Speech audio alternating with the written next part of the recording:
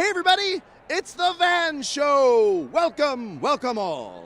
Today we have a very special guest, Mr. Mark Huffman. Say hello! Hi. Hi!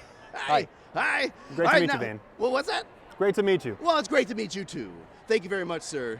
Now, we want to get to know about you. Okay. So first of all, I'd like to start off by asking just where you're from. I'm from Texas. I was born in Galveston, grew up in College Station. Oh. I've lived in San Antonio. I've lived in Dallas. Now I live in McKinney, which is north of Dallas, and all the suburbs. So Texas. Wait, all of the suburbs of Dallas? There's Are you kidding me? There's so many suburbs I in was going to Dallas, say, and I live in wow. one of them. That's incredible. So tell me, since you've been all over the state, what's something that you love about Texas? Something I love about Texas, well, the sappy true answer is that it's where all my family is, and I love my family, and we like seeing each other, and my kids have a ton of cousins, and they're all close enough that we can go. And I also like armadillos. Oh yeah? And armadillos are the state animal. Yep, So, very good reasons all. And now I want to ask you, any pets? I don't have any pets, although I really, really badly want something called an Aldabra tortoise, which are the big ones that live 150 years, because then you never have to say goodbye. But my son has a Texas spiny lizard that we caught when he was a little guy, and now it's nice and big. And because he took such good care of that, we got him a leopard gecko. So those are our pets. We'd like to talk about writing. Right. So first of all, tell us, how long ago did you start writing? I started writing probably about 10 years ago, just because I'm a doctor and you take call a lot, which is you stay up all night and the next day you don't work. And it turns out I can't take naps. Oh. I can't take naps. So I had to find something to do because I didn't want to do anything in particular except lay on the couch, but I couldn't sleep. So I got into my head that I was going to write a book. So I wrote a big, long, award-winning book called Leviathan. Ooh. And then I wrote a sequel called Fallen. And those were fun, but they take a long time. And I've written other things, which I think you know about and are going to ask me about. But ideas pop into my head, and then I just say, what the heck, let's give it a shot. And one of those, the most fun probably, is my children's books. And we'll get to that in a minute. But I do want to backtrack because you mentioned some other writings. Yeah. And those other writings are some pretty incredible. So for one, there's some poetry. There's also some musicals that you've written. So the first thing I want to talk about your poetry. Okay. And the fact that you write the poetry under a different name.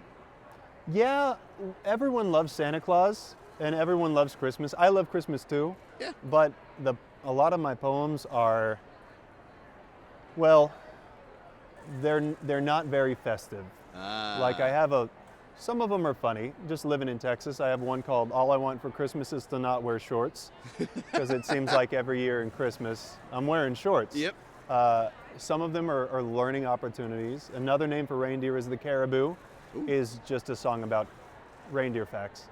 So very interesting creatures. I wrote one about Santa Claus called "Oh Santa Claus, Immortal Foe," which is from the point of view from the elves who long for freedom. Yeah, I mean, so he's kind of King Elf, right? He's kind of I wouldn't say he's King Elf. I think he's King of the Elves, which is very different. Oh, he's not an elf himself. It gets a little dark, and I thought this really doesn't fit in with happy children's books. I'm going to pick a different name. Then I put it on my website so everyone knows it's me anyway. So. Very, very sneaky. Now, what's the name of the Santa Claus author or poet? Oh, Santa Claus, Immortal Foe. Oh no, I'm sorry. I meant your Mortimer Bleak.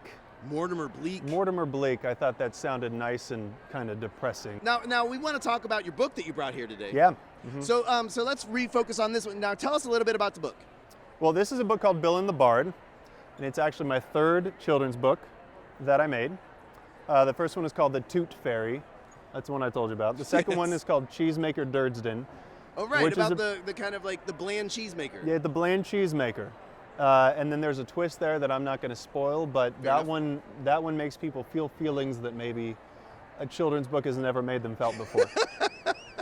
It's pretty good. Awesome. It's pretty good. So the third one I did, it started out as me driving around in the car thinking, I have an idea that's going to drive my publisher nuts, because it's going to drive me nuts. So I'll just give you the start of this to give you an idea. It starts In a land far away, there was once a young bard with a problem. He found rhyming words to be difficult. He was skilled on the fiddle, the flute, and guitar, and his voice was beloved by crowds near and distant. But when writing a poem or sonnet or song, when he tried to make rhymes, that last word came out not quite right exactly. So you know exactly what it's supposed to be, and then it's not. And oh, kids get so mad. Imagine so, that's so great. And there's a nice little bit at the end where he goes to a wizard, the wizard casts a portal, the portal is the kids who are actually reading the book, and they got an opportunity to shout out the right answers. That's, you know, that is so brilliant. You know, it's very cathartic. Sometimes I read books to kids live. Yeah? And the most exciting books are the ones that kids want to shout at. Mm-hmm. They're going to want to shout at you this. got a good book if kids are shouting at it. Kids shout at this one. Awesome. It's infuriating. Cool. Now, hey, do you want to play a game with me? Yes, I think. Yes, I do. I absolutely want to play a game with you. All right. You know, I was waiting for you to come around there. Okay. You sound a little nervous at first. I'm not nervous at all. This is going to be amazing. It is going to be amazing. I like that attitude. So, the game we're going to play is called, and let me, pardon me for being dramatic for a minute. Truth or Dare. Now, have you ever played Truth or Dare? Yeah. You're familiar then? Mm-hmm. Okay.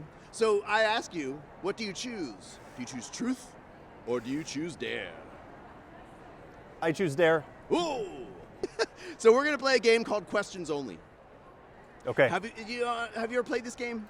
I've heard about it. All right, yeah. So we just go back and forth asking questions of each other. So the answer of the question I ask will be another question that you ask back to me. Mm-hmm. Seems simple. It's a little more tricky than you'd think. Okay. Now, would you like to start this or would you like me to start? Why do you want to know? Oh, ho, ho, ho. I wonder if we've already begun. Wait, that wasn't a question. Ah, crap. I blew it right away. Yep. That was so clever. Yep. Dang it. It was a good try. I'm a children's author. You snuck it on me. So, you know, we're a very clever bunch.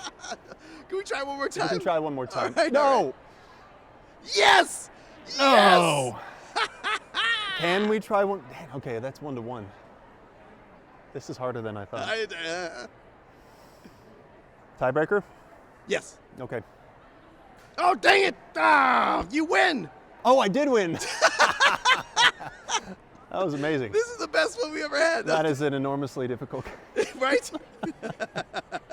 Well, thank you so much for coming on the show. Thank you so much for having me. Yeah. Seriously. I'm glad you talked about all the interesting stuff. That's what I do. Goodbye. Goodbye.